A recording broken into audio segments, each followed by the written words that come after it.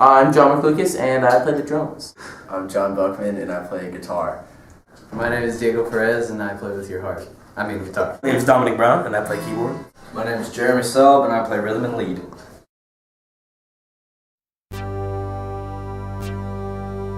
Dream Theater. The main. The guitarist from Led Zeppelin, Jimmy Page. They're a progressive rock and metal group.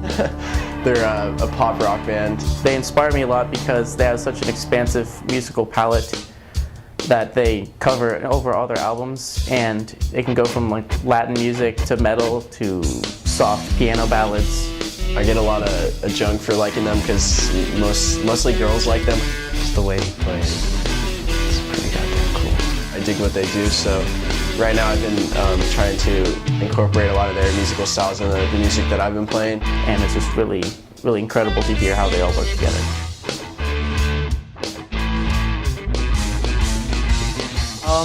Well, originally we didn't have a name, and that was something that took a while to get to.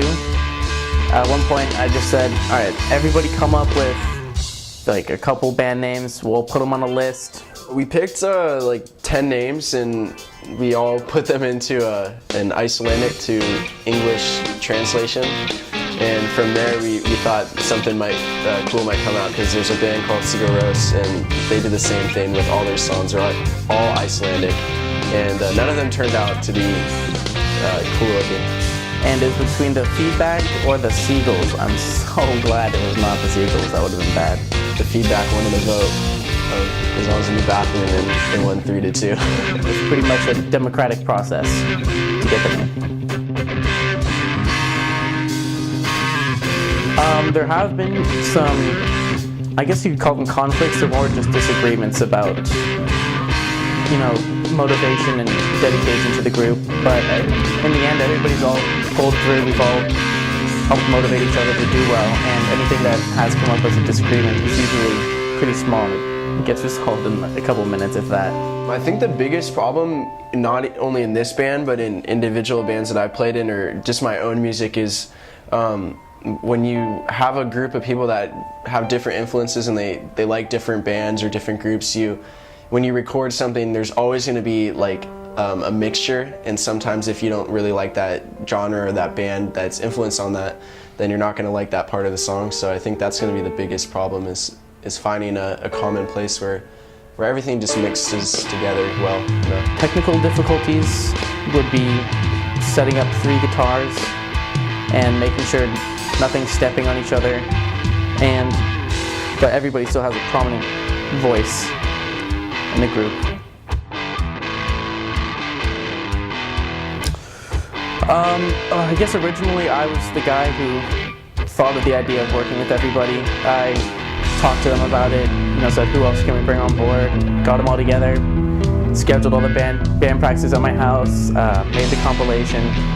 But then once everybody kind of started working together, then they all started taking more prominent roles as well. So now it's more of a community effort to get it done.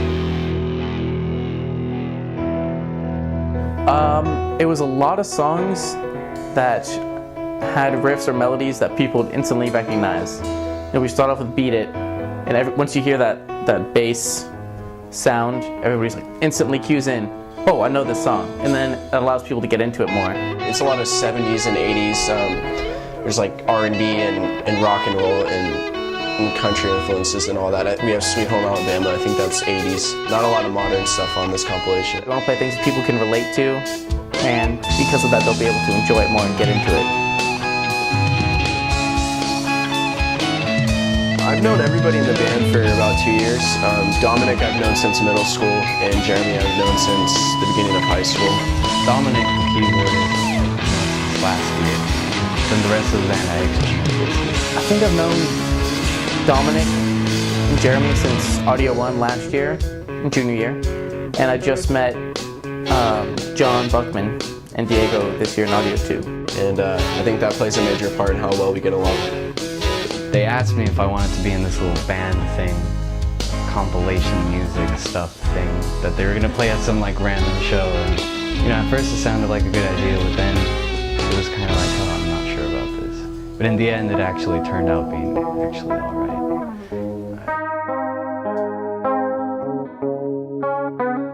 Originally, it was making sure that everybody learned their parts because it's a lot of different songs, different keys, different feels, different tempos, which can be kind of awkward at first.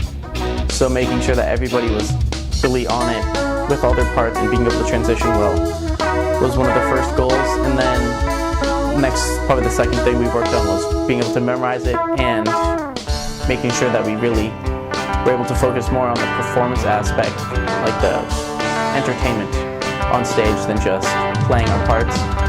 And now we have a goal of having 1 or 2 songs recorded by the end of spring break.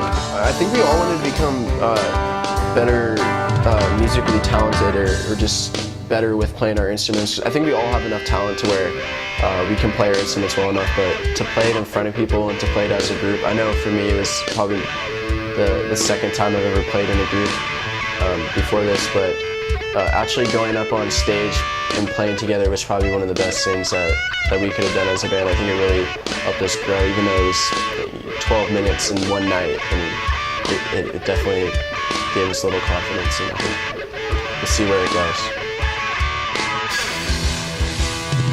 Right now we're sort of discussing within the band to see whether or not we're going to keep this going, and most of us agree that it is a good idea to keep going. Ideally, yes. We'll have to see where everybody's going. I know I'm going to Foothill, so I'll be around. I think, well, right now we're officially a band, I guess you can call it that, so we're working on getting ourselves out there. We're going to be recording some songs in the near future, and we'll see how it goes. And Hopefully, if everybody can somehow stay in contact with each other, then we'd like to keep working together as long as possible.